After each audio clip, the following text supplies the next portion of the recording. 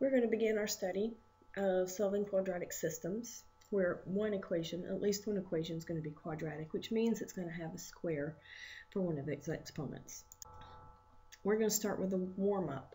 Now we're going to solve by substitution, and what I want you to try is to solve this equation for x and then substitute it into the bottom equation right here. And what you should do is stop the video, try the problem, and then come back and check for the answer.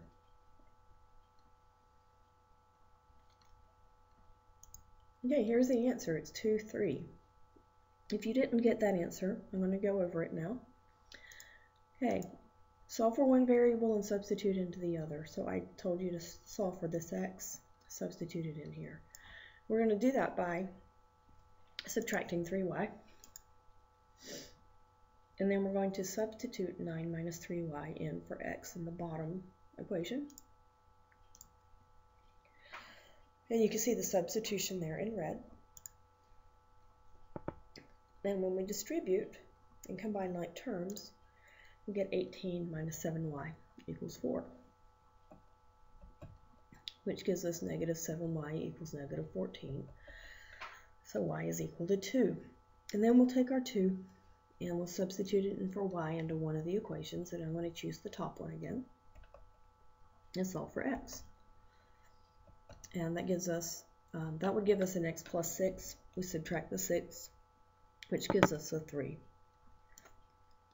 And when you take that x equals 3 and combine it with the y is equal to 2, our answer is the ordered pair 2, 3 that I have. 3, 2 that I have listed at the top, but apparently I have a little typo right there. Okay, we're going to add some exponents and try to solve by substituting here. And what you need to do is take the simpler equation, which is the x plus 6y equals 3 right here, and you're going to substitute that into the top equation. You cannot solve this one by elimination because the exponents don't match. So we're going to solve for one variable. In the bottom equation, the easier variable to use is x, so we'll subtract 6y. And then we're going to substitute that into the top equation instead of x. And I've written that in red. And we're going to FOIL this. You cannot distribute your exponent, so don't try that. So you're going to have 3 minus 6y times 3 minus 6y. And when you do that and simplify, you'll end up with this expression. Now we're going to combine like terms. So we're going to combine the y squareds. There's not one to combine with the negative 36y. And when you subtract the 9 on both sides, you're going to get a 0. So this is how it simplifies. Well, we're going to solve this by factoring.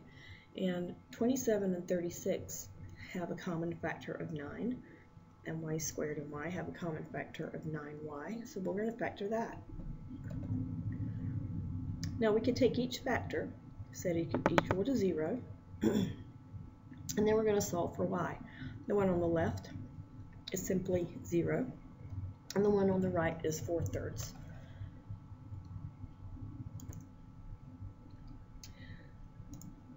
So we're going to take each of these values for y, and we're going to substitute again to solve for x. And the simpler one to use is the second one. And we'll substitute in y is equal to 0 and y is equal to 4/3. And we'll start with a 0 and replace y with 0. And that makes the second term 6 times 0 is 0. So that means if y is 0, then x is 3. And then we're going to substitute in the 4/3. And we're not going to use a decimal, because a decimal is an estimate. We're going to substitute in the fraction, because what happens is the 6 and the 3 cancel to make a 2. And you multiply 2 times 4, and that gives you 8. And then we can subtract the 8 for negative 5. So we have 2 ordered pairs, not 4 different coordinates. You need to put the x with its y and make sure they're in order. So this x is 3 goes with this y is equal to 0, and this x is 5 goes with this y is equal to 4/3, and they have to be listed together as a ordered pair. Okay, we're going to solve by substitution, and as you can see in the second equation, we have an x times a y, and we are going to have to solve for one variable, and we will begin by subtracting 3, and then we're going to divide by one of the variables. It does not really matter which one, so I'm going to divide by x. So I'm going to take that y is equal to 3 over x, and I'm going to substitute it right here, not in the original because that would make everything cancel out. And I have it in red in place of the y. So we're going to distribute the square. That's different here is that we're dividing instead of subtracting or adding, so we can distribute the square. And end up with a 4x squared minus 9 over x squared equals 5. Well, we need to, it would help us if we could not have a denominator. So we're going to multiply through by the denominator and be able to eliminate that. And this is what we're going to end up with. Now this looks like something that we used to be able to factor, and we're going to be able to factor this. So I'm going to subtract the 5x squared on both sides. Now we're used to a 4x squared minus 5x minus 9, and we can factor that. But we have an x to the 4th and x squared. So we're just going to replace the x's that we would normally have in our factors with an x squared. And this is what happens when we factor it. If you FOIL that, you can see that this is the correct factor. So we're going to take each factor, set it equal to 0. We're used to doing that. And on the left one, I'm going to add 9 to both sides and divide by 4. Well, on the right side, I'm also going to subtract the 1. Well, if you see on the right side, x squared is equal to negative 1, we can't take a square root and get a real answer, and we want a real answer. So we're not going to use that one because it's imaginary. So we're only going to get 2x values. So here we are going to divide by 4, and then we'll take its square root, and we get 2 values for x, a positive value of 3/2 and the negative value of 3/2. We're going to plug both of those in to our equation. So let's see what happens. So we need to solve for y. The easier one to solve for is the bottom equation. So we will substitute in first with a negative. Now when you're multiplying by a fraction, the way to eliminate that fraction is to multiply both sides by its reciprocal, and that means that's 2/3, and it's a negative, and that cancels the 2's and the 3's on the left side, and it cancels the 3's on the right side, and that leaves us with x is equal to negative 2 if y is negative 3/2. Then we're going to take the other value of x, which is a positive 3/2, and we're going to do the same thing. And then we're going to multiply by its reciprocal, which is positive 2/3 on both sides. And that gives us x as a positive 2. And then we will get an answer of negative 3/2, negative 2, and positive 3/2, positive 2.